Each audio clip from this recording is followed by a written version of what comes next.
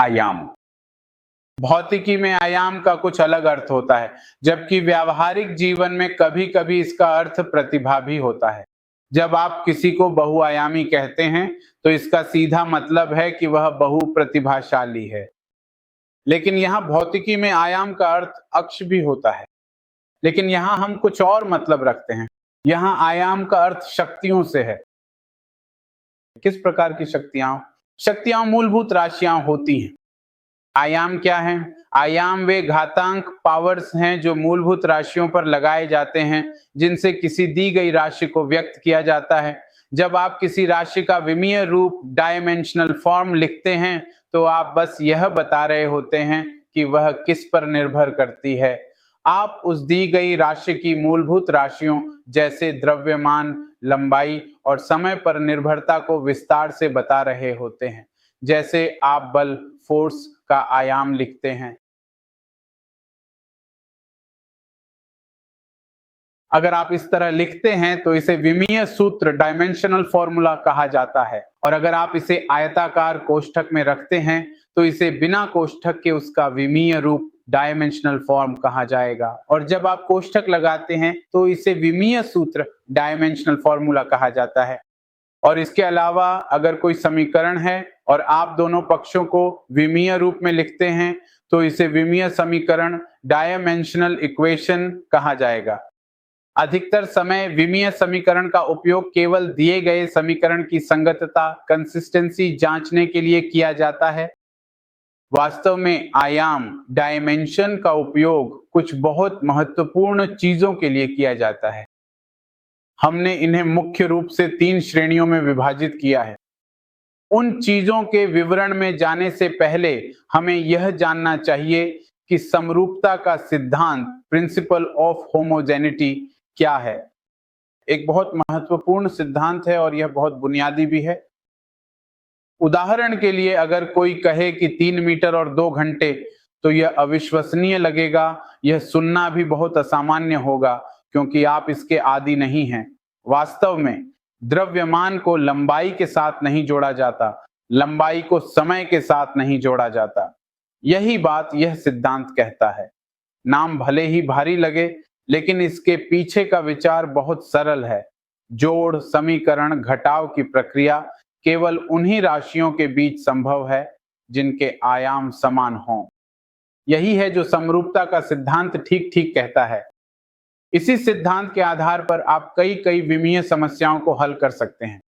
लेकिन यहाँ सबसे पहले हम विमा के पहले उपयोग का विवरण जानने जा रहे हैं, जो है किसी समीकरण की शुद्धता, सहीपन या यहाँ तक कि संगति की जांच करना। सबसे पहले हम इसी का उपयोग करने जा रहे हैं।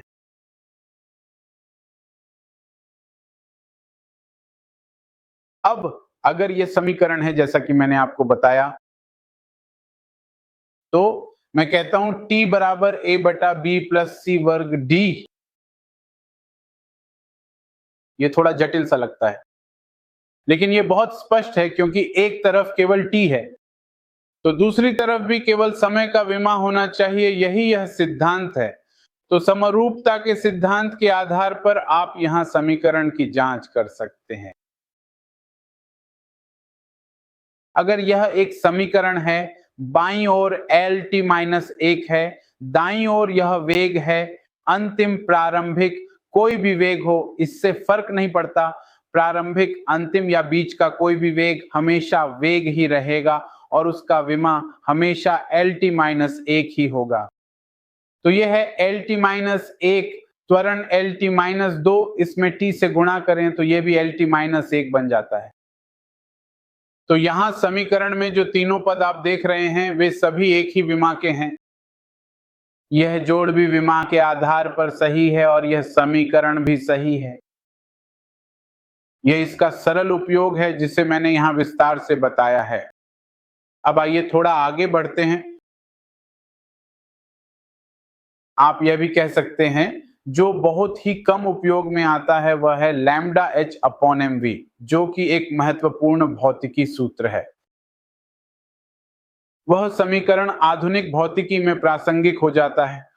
लेकिन यहाँ केवल उदाहरण के तौर पर जांचने के लिए आप जानते हैं लैम्ब्डा तरंग दैर्घ्य है और यह लंबाई है, ये हमेशा L होता है। h यहाँ प्लैंक का स्थिरांक है जो पृष्ठ पर दिया गया है।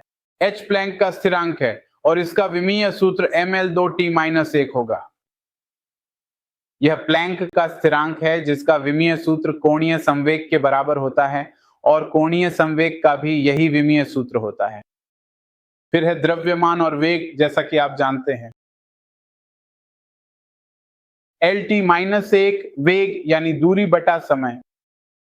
तो अगर आप इन्हें हल करें तो अंत में आप पाएंगे कि दाईं ओर केवल L है, मतलब बाईं और दाईं दोनों ओर बराबर हैं और विमीय सूत्र सही है। फिर एक और उदाहरण है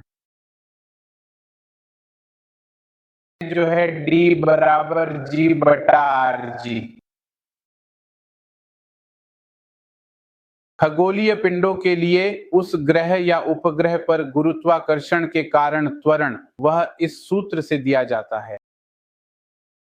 यहाँ D उस खगोलीय पिंड की घनता के लिए है जो उपग्रह भी हो सकता है, ग्रह भी हो सकता है, उस पिंड की त्रिज्या और G कैपिटल गुरुत्वाकर्षण स्थिरांक के लिए है। अगर आप बाईं ओर का विमीय सूत्र देखें तो वह है ml-3 यानी द्रव्यमान बटा आयतन। फिर दाईं ओर आपके पास गुरुत्वाकर्षण के कारण त्वरण है जो है LT-, तो R यानी त्रिज्या, जैसा कि आप जानते हैं L, capital G m-1 L3। आप देख सकते हैं इस संबंध का उपयोग करके आप आगे बढ़ सकते हैं और G का विमीय सूत्र निकाल सकते हैं, लेकिन यह हमेशा सलाह दी जाती है और आपके लिए अच्छा भी है कि आप कुछ महत्वपूर्ण विमीय सूत्र जैसे गुरुत्वाकर्षण नियतांक, प्लैंक नियतांक, बोल्ट्जमैन नियतांक आदि याद रखें। वैसे भी सार्वभौमिक नियतांक 6-7 ही होते हैं और अगर आप इन्हें याद रखेंगे तो ये आपकी उंगलियों पर होंगे और आपके लिए आगे बढ़ना आसान हो जाएगा।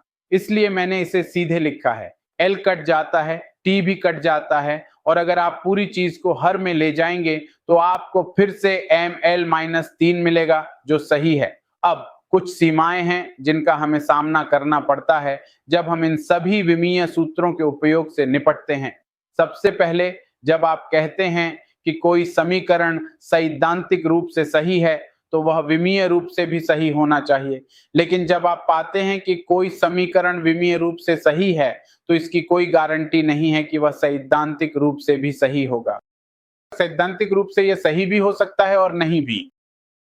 एक और बात, अगर कोई समीकरण विमीय रूप से गलत है तो वह समीकरण सैद्धांतिक रूप से भी गलत ही होगा।